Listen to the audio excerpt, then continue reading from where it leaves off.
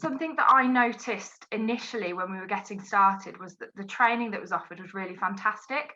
I hadn't even heard of Century Tech before I started John Taylor High School, but I feel that the support we were given was really useful, and it certainly put everyone in English at ease with using it.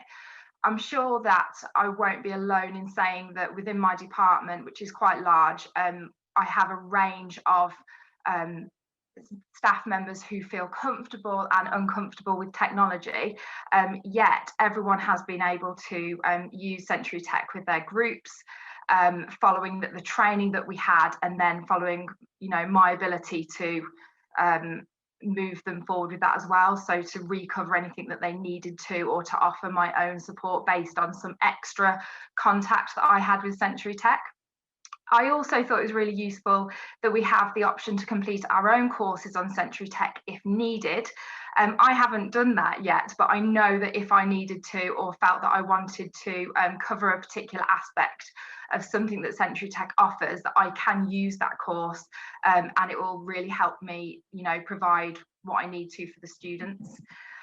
So initially, as I mentioned, Year 11 students have been given work that supports their revision. So they covered Romeo and Juliet and a language paper in lockdown last year. And that's something that we initially decided to set Year 11 students before we've actually covered it in lesson as well. So they're getting that extra layer of support with topics that, may feel alien to them because they haven't covered it in person as much as they would, as much as another cohort of Key Stage 4 would. We also made sure that we implemented it into Year 10, and they were new to GCSE, of course, at the start of Year 10. So what we've done for Year 10 students is look at the courses and the content that we can set alongside each topic. So again, they're getting that multi-layered approach.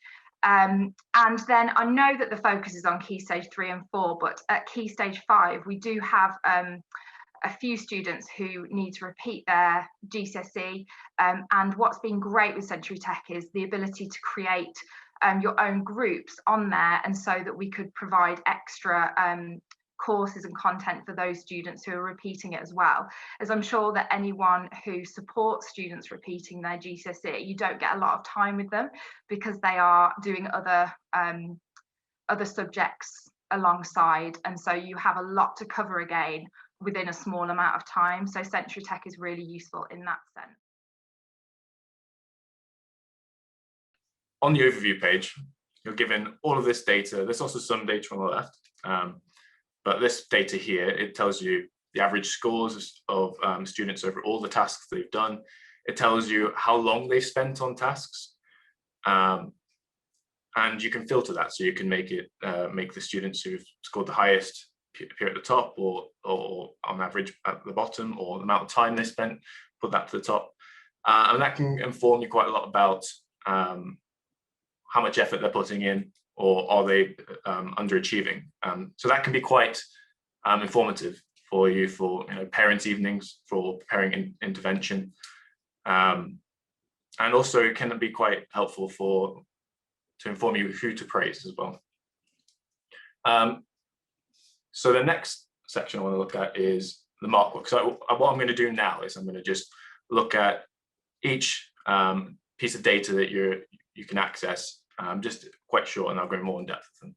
So the mark book is the first one, and that's where I kind of get my quick overview of topic data. Nuggets, we've looked at briefly. Nuggets is actually one of the biggest, the most powerful tools that I've used on Century Tech, and it lets you look at individual tasks and even the individual skills within those tasks.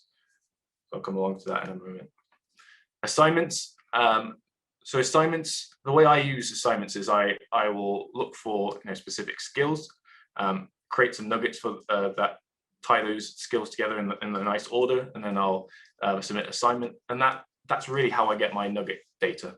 So assignments are really good for getting that nugget data. And then lastly, there's an intervention page, which can, just like this overview, can be quite useful for seeing what interventions need to be put in place. whether that might be, looking at putting more effort in, or it could be that we need to stretch someone.